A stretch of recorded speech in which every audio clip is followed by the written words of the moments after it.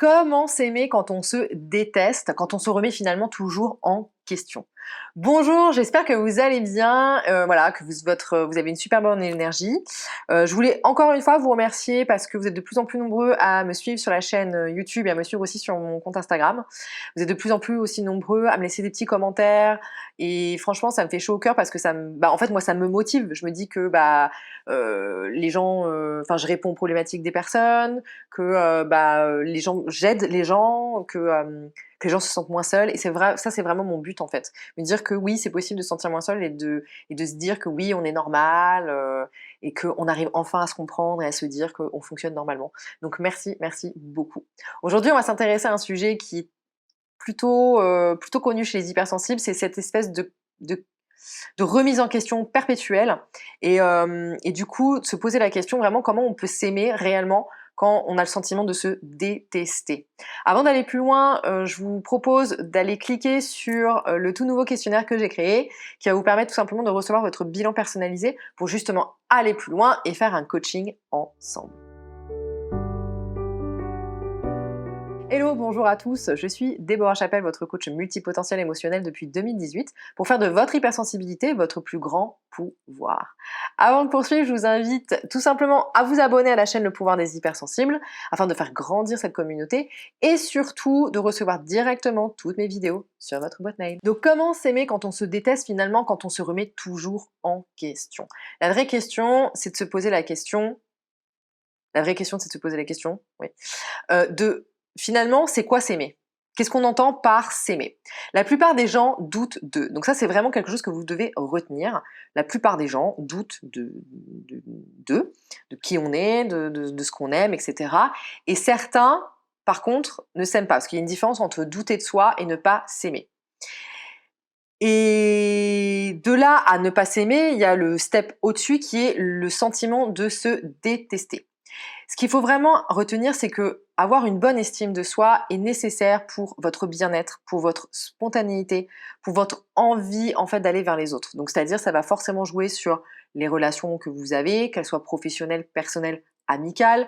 Ça va jouer forcément sur votre confiance en vous.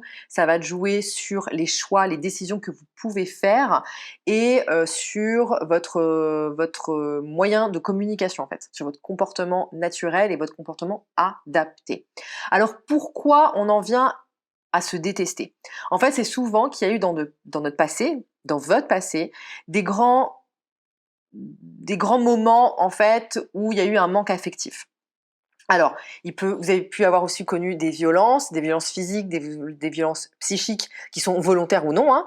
Alors ça part toujours de l'environnement familial, ou justement ça peut être aussi des expériences de grande indifférence ou de grand abandon.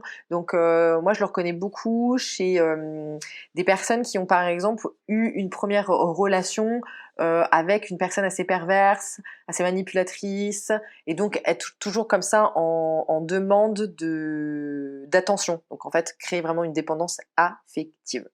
Donc s'aimer, c'est quoi? Prenez conscience que s'aimer, ça passe déjà par l'estime de soi et qu'il est nécessaire d'avoir une bonne estime de soi pour votre bien-être, votre spontanéité et pour votre envie d'aller vers les autres. Donc ça joue sur vos relations, sur votre communication et sur votre confiance en vous.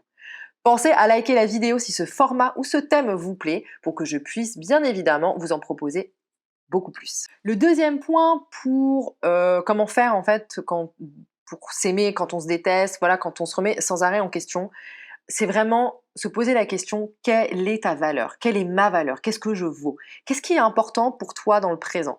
Quel est ton système de valeurs? Qu'est-ce qui est le plus important pour toi aujourd'hui? En fait, il faut vraiment prendre conscience qu'on a tous un système de valeurs avec des valeurs basses et des valeurs hautes, ok? Les valeurs basses, lorsqu'elles sont nourries, elles vont répondre à des besoins non satisfaits, ok? Donc genre, si c'est pas des valeurs très très importantes, bon bah quand vous allez pouvoir répondre à ces valeurs-là, voilà, ça répond à des besoins qui sont pas forcément satisfaits. Par contre, les valeurs hautes, elles vont correspondre aux besoins satisfaits, c'est-à-dire aux besoins soutenants. Alors qu'est-ce que j'entends par besoin satisfait et besoin non satisfait? En gros, prenez conscience que valeur basse égale croyance non soutenante, ok, ou besoin non soutenant, genre c'est pas des besoins très importants quoi. Et valeur haute, besoin satisfaisant, croyance soutenante. Donc ça va vous pousser vers le haut, ça va vous donner envie d'aller encore plus loin. En gros, si vous nourrissez vos valeurs basses, de manière générale, vous allez être malheureux, incohérent, incapable de prendre des décisions. Vous allez finalement rester comme ça, coincé dans votre zone de confort et vous n'allez pas vouloir passer à l'étape supérieure et éclater votre plafond de verre. Donc, la vraie question, c'est effectivement comment je fais pour nourrir mes valeurs hautes. Là-dessus, j'ai vraiment envie de vous poser la question. Qu'est-ce qui est le plus important pour vous à ce jour?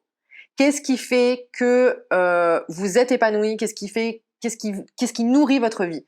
Là-dessus, vraiment, répondez-moi en commentaire. Si vous avez, c'est quoi la chose la plus importante pour vous à l'heure actuelle? Qu'est-ce qui fait que vous êtes épanoui? Qu'est-ce qui vous rend vraiment heureux? Je veux un maximum de commentaires parce que ça c'est les premières questions en fait à se poser pour justement aller identifier vos valeurs hautes.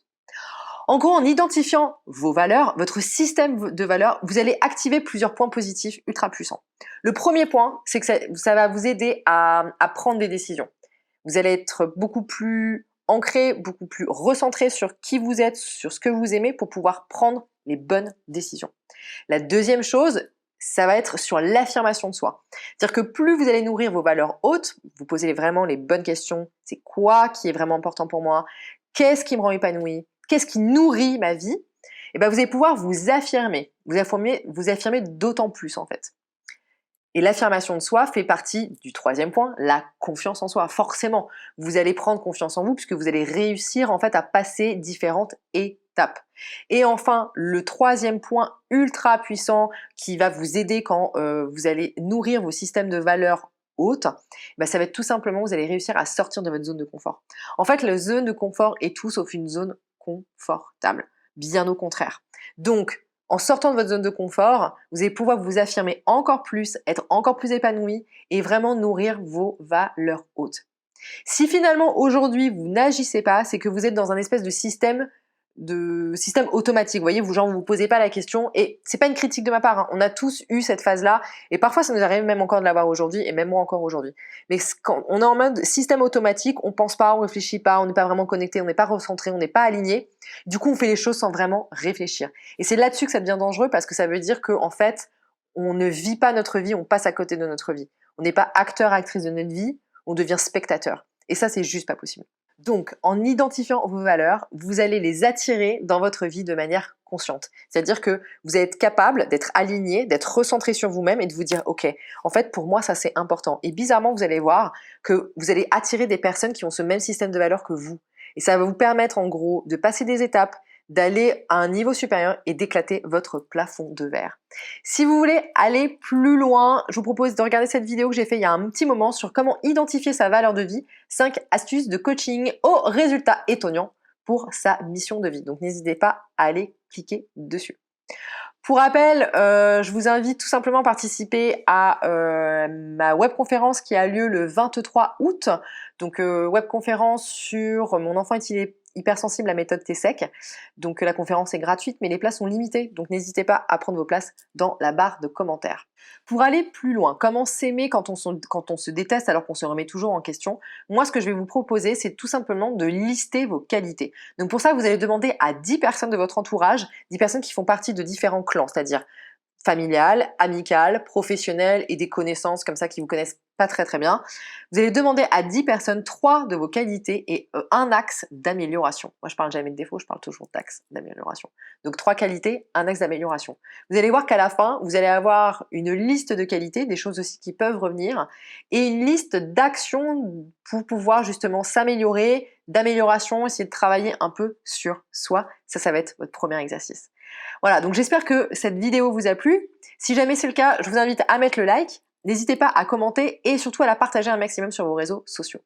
Enfin, pour terminer, n'oubliez pas que j'ai mes réseaux sociaux qui sont toujours disponibles et très joignables sur Instagram. Donc si jamais vraiment vous avez une question personnelle, que vous n'avez pas envie de la poster sur YouTube, je comprends. Donc du coup, n'hésitez pas à m'envoyer un message privé sur Instagram. Et si vous voulez, comme beaucoup d'autres qui sont en train d'essayer de challenger leurs émotions, même si c'est assez difficile, je vous invite tout simplement à rejoindre mon groupe Emo Challenge où on se challenge sur nos différentes émotions toutes les semaines. Voilà, je vous remercie beaucoup, je vous souhaite une excellente journée et je vous dis à très très bientôt pour une vidéo autour de l'hypersensibilité. Ciao!